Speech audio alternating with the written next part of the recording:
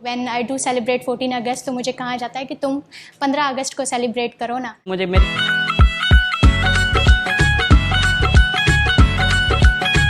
Hello दोस्तों, सत श्री अकाल, नमस्ते, अस्सलाम वालेकुम, वेलकम बैक।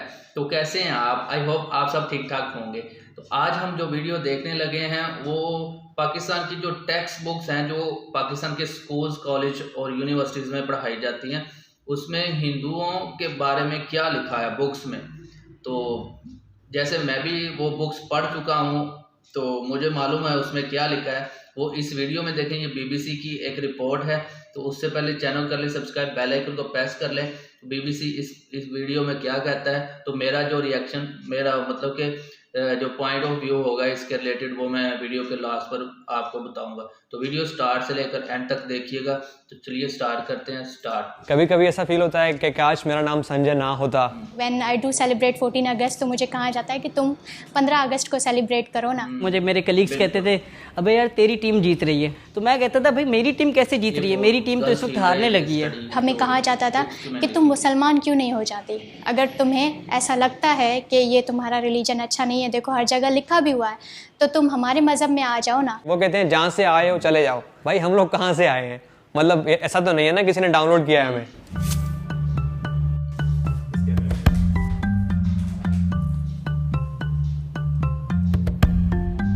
मिलिए चंद पाकिस्तानी नौजवानों से। मेरा नाम संजय मथरानी है। मेरा नाम राजेश कुमार है। मेरा नाम डॉक्टर सोरठ सिंधु है।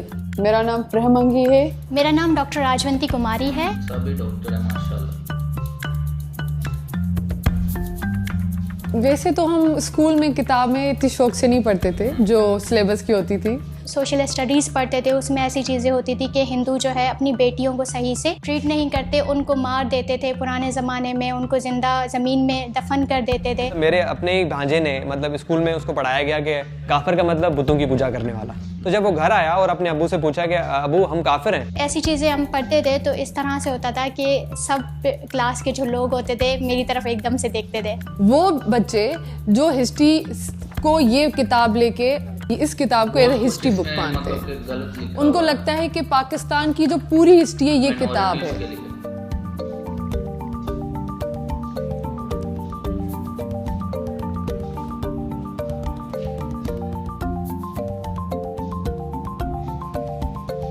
मेरे पास मुताला पाकिस्तान बुक है और ये 11वीं और 12वीं जमात के लिए है। पेज नंबर 33 पे ये लिखा हुआ है, इंसानियत दुश्मन हिंदुओं और सिखों ने हज़ारों बल्कि लाखों औरतों, बच्चों, बूढ़ों और जवानों की इंतहाई बेदर्दगी और संगदिली से कत्ल किया और बेआबरू किया।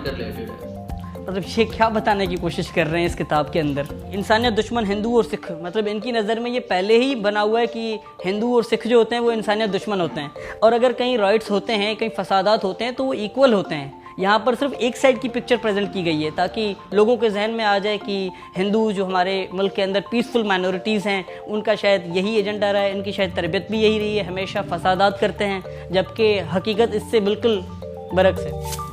बदकिस्मती से मेरे पास जो ना वो माशरती उलूम की किताब पढ़ी हुई है जो 8वीं जमात के बच्चों को पढ़ाई जाती है और हमने पढ़ी भी थी। एक मज़ेदार चीज़ लिखी हुई है कि मायूसी और बददिली के इस दौर में मुसलमानों ने हिंदुओं की सियासी तहरीकों का साथ दिया। मकसद ये था कि किसी न किसी तरह अंग्रेज़ की गुलामी से निजात मिले, लेकिन हस्बे आदत हिंदुओं ने मुसलमानों के साथ हर जगह धोखा किया।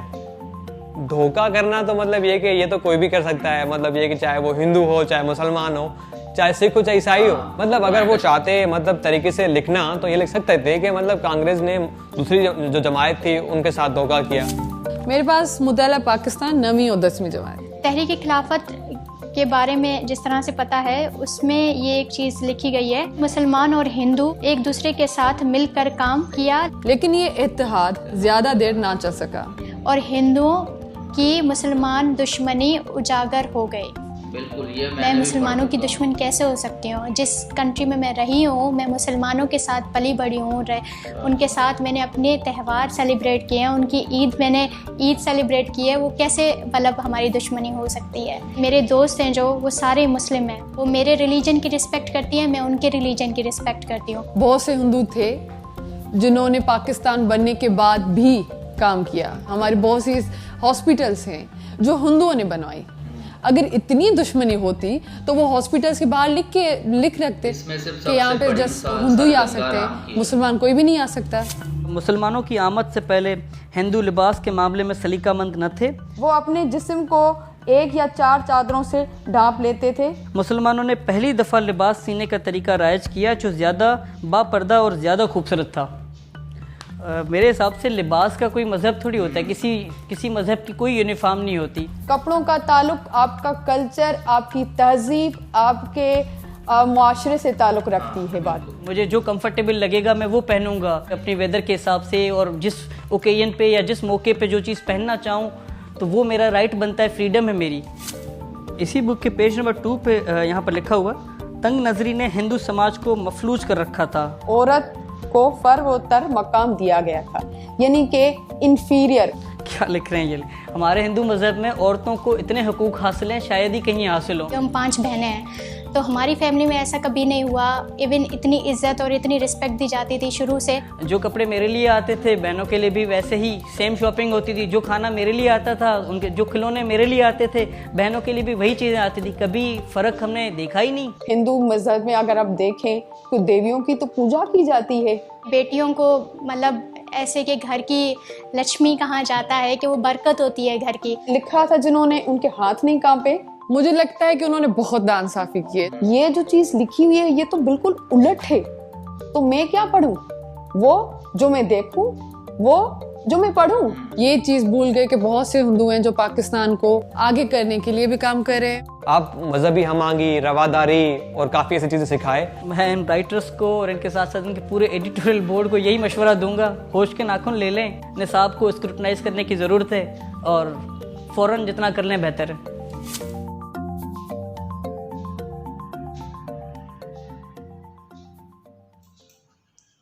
तो दोस्तों इस वीडियो में आपने देखा और जाना, मतलब कि ये जितने भी इसमें वीडियो में मतलब कि बहनें और हमारे भाई थे वो सब एक हिंदू कम्युनिटी से थे।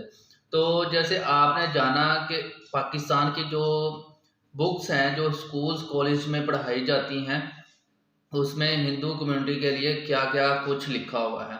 तो जैसे मैंने भी मतलब कि मैं भी एक स्टूडेंट रह चुका हूँ, मैंने भी ये बुक्स पढ़ी हैं, मैं जानता हूँ, बेहतर जानता हूँ कि इस बुक्स में क्या क्या कुछ गलत लिखा हुआ।